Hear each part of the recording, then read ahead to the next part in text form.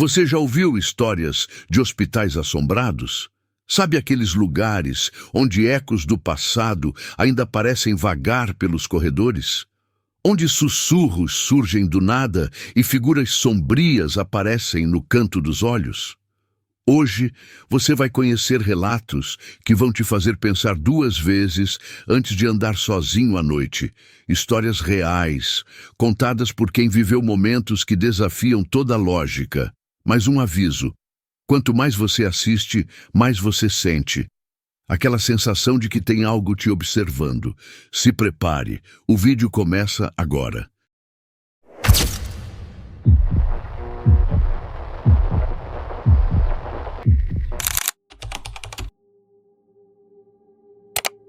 Eu nunca fui de acreditar nessas histórias de assombração. Sempre achei que era coisa da cabeça das pessoas, invenção de quem trabalha demais e dorme pouco. Mas depois do que vivi naquele hospital, eu não tenho mais certeza de nada.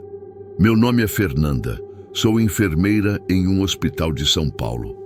Prefiro não dizer o nome do lugar, mas vou contar exatamente o que aconteceu.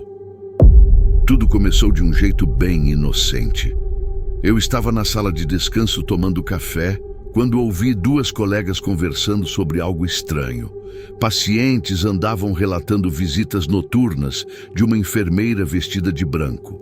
Mas o detalhe que me chamou a atenção foi que, segundo eles, o uniforme dela era antigo, diferente dos nossos.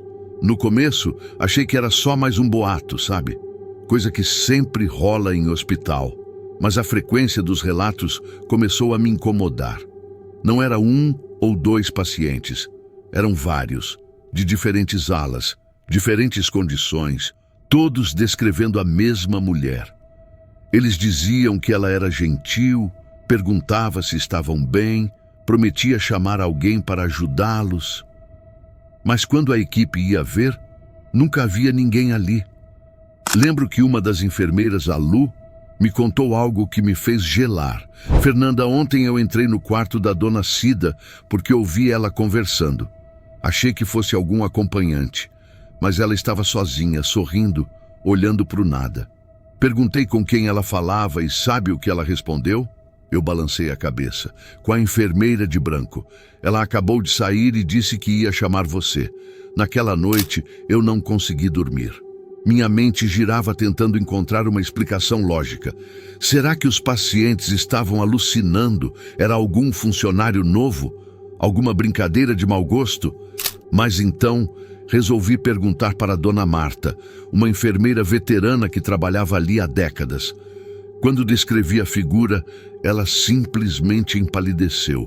O silêncio dela foi pior do que qualquer resposta que poderia ter me dado. Fernanda, isso me lembra a Beatriz. Quem? Uma enfermeira que trabalhou aqui há muitos anos. Ela era muito querida, super dedicada aos pacientes, mas morreu tragicamente, em um acidente de carro, voltando do plantão. Minha espinha congelou. Você acha que... Dona Marta apenas suspirou. Eu não acho nada. Mas os relatos começaram pouco depois da morte dela. Aquela informação ficou na minha cabeça. Será que era só coincidência? Será que a mente dos pacientes estava criando essa figura por algum motivo? Decidi tirar a prova. Na noite seguinte, me ofereci para cobrir um plantão noturno. Fiquei na ala dos pacientes que mais relataram a tal visita da enfermeira de branco. Passei boa parte do tempo andando pelos corredores, tentando flagrar qualquer coisa estranha. Foi por volta das 3 horas da manhã que aconteceu. Ouvi um sussurro, baixo, quase imperceptível. Fui até o quarto do Sr. Arnaldo, um paciente idoso que estava ali há semanas. Ele estava acordado, olhando fixamente para a janela. O que foi, seu Arnaldo? Perguntei, tentando soar calma. Ele virou a cabeça devagar, me encarou e disse: Ela acabou de sair, Fernanda. Meu sangue gelou. Corri para o corredor, mas não havia ninguém. Olhei para os dois lados, chequei os outros quartos, nada. No dia seguinte, consegui convencer Ricardo, o segurança, a me mostrar as imagens das câmeras. E foi aí que eu percebi que essa história não era brincadeira. Nos vídeos, dava para ver os pacientes conversando, sorrindo, olhando para alguém, mas não tinha ninguém ali. Eu saí daquela sala com um nó na garganta.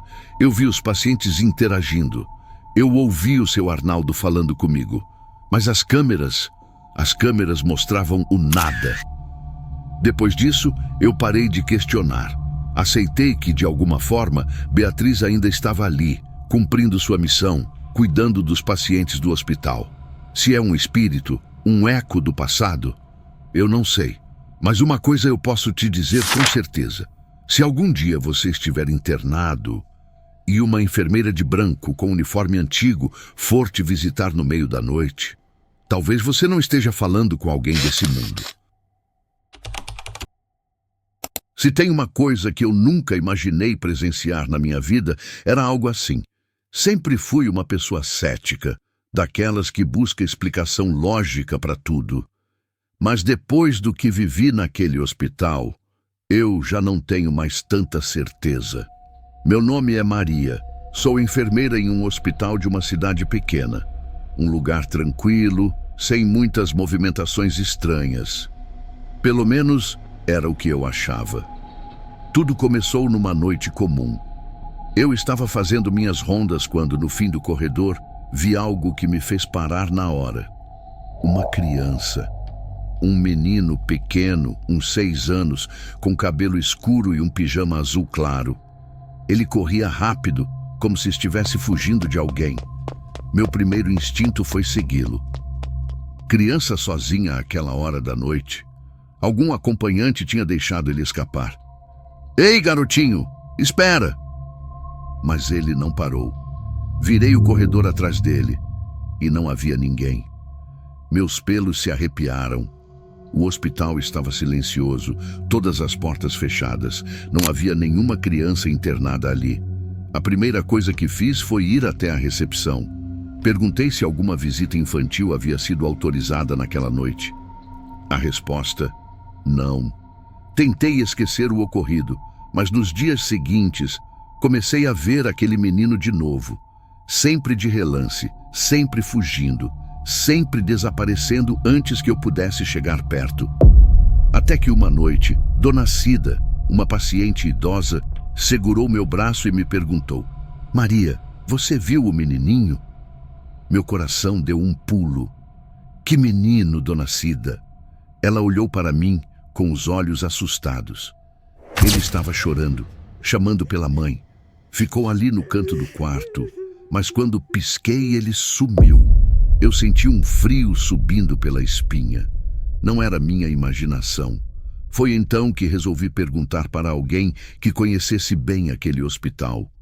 Fui atrás de Dona Lourdes, a faxineira mais antiga dali. Quando mencionei o menino, o rosto dela ficou pálido na hora. Maria, você viu o João? João? Quem é João? Ela respirou fundo antes de responder. Esse menino morreu aqui há muitos anos. Ele foi deixado pela mãe no hospital, mas ela nunca voltou para buscá-lo. Desde então, dizem que ele ainda a procura pelos corredores. Eu senti um nó na garganta. Aquilo explicava tudo. Desde então, continuei vendo João. Ele nunca me fez mal, nunca tentou me assustar. Mas o que mais me dói é a forma como ele aparece. Uma noite, encontrei ele sentado no chão de um quarto vazio, chorando, baixinho. Baixei para falar com ele, tentando entender, tentando ajudar. Mas antes que eu pudesse me aproximar, ele desapareceu. Os pacientes continuam a vê-lo. Ele não grita, não machuca, não faz mal a ninguém. Ele apenas vaga, procurando pela mãe que nunca voltou. Se existe um lugar onde você nunca quer ver algo que desafia a lógica, esse lugar é um hospital. Eu sempre achei que, trabalhando como enfermeira, enfrentaria doenças, emergências e até a morte de perto, mas nunca imaginei que um dia enfrentaria aquilo. Meu nome é Carolina. Trabalhei por 5 anos em um hospital de médio porte no interior. Um daqueles lugares onde todo mundo conhece todo mundo. mas também onde as histórias estranhas correm pelos corredores como sussurros no escuro. Foi lá que conheci Ricardo, um paciente que estava internado há algumas semanas. Ninguém falava muito sobre o caso dele. Diziam apenas que tinha crises de pânico severas, que se recusava a dormir e que ficava o tempo todo murmurando sobre a sombra. No começo, achei que fosse apenas mais um paciente com delírios, algo psicológico, talvez causado pelo trauma de alguma perda, ou quem sabe efeitos colaterais da medicação. Mas com o tempo, comecei a perceber que ninguém queria entrar naquele quarto depois que anoitecia. Os enfermeiros evitavam, os médicos falavam pouco, os seguranças fingiam que não sabiam de nada. E Ricardo estava definhando. Ele não comia direito, tinha olheiras profundas, o olhar perdido sempre fixo num mesmo ponto do quarto. Por favor, não me deixem sozinho à noite, ela sempre vem. Essas palavras me incomodavam mais do que eu queria admitir. Eu queria provar para mim mesma que era só coisa da cabeça dele. Então, uma noite, quando meu turno estava quase acabando, resolvi fazer algo que ninguém mais teve coragem. Passei a madrugada com ele. Levei uma cadeira para perto da cama e fiquei ali, com um livro nas mãos, esperando ele dormir. Ricardo me olhava de canto de olho, tenso. Se você estiver aqui, ela não vem, ele murmurou, quase como uma criança tentando se convencer de que o monstro do armário não existe. No fundo, eu já estava arrependida da ideia. O quarto parecia mais frio do que o resto do hospital. O ar mais denso, o silêncio pesado. Por volta das 3 da manhã, meus olhos começaram a pesar. O sono veio como um golpe, e por mais que eu tentasse resistir, acabei cochilando por alguns minutos. Foi quando acordei com um sussurro. Abri os olhos devagar, e por um instante não sabia onde estava. Mas então, vi Ricardo. Ele estava sentado na cama, olhando fixamente para um canto do quarto. Ela está aqui, ele sussurrou. Meu coração disparou. Lentamente segui o olhar dele. Foi então que eu vi. Uma sombra densa e escura se acumulava no canto do quarto. Ela não era apenas uma mancha, ela pulsava, se mexia de uma forma errada, como se estivesse viva. O pior de tudo, ela sabia que eu estava vendo. De repente, a coisa começou a se mover. Na nossa direção, Ricardo começou a tremer. Eu queria levantar, queria correr, mas meu corpo não respondia. Era como se algo invisível estivesse me segurando na cadeira. Meu peito pesava. Meus braços estavam travados. O quarto inteiro pareceu escurecer por alguns segundos. A sombra se arrastou pelo chão, cada vez mais perto. Foi aí que Ricardo gritou. O som do grito dele me despertou do transe. Meu corpo voltou a responder e, num ato de puro desespero, consegui esticar o braço e acender a luz. No mesmo instante, a sombra desapareceu. O quarto voltou ao normal. O ar ficou mais leve. Mas Ricardo, ele estava encolhido, soluçando. Na manhã seguinte, fui até a administração do hospital. Pedi minha demissão. Nunca mais quis voltar lá. Até hoje me pergunto o que teria acontecido se eu não tivesse conseguido me mexer a tempo. Mas acima de tudo, agora eu sei. Ricardo não estava louco. A sombra realmente vinha todas as noites.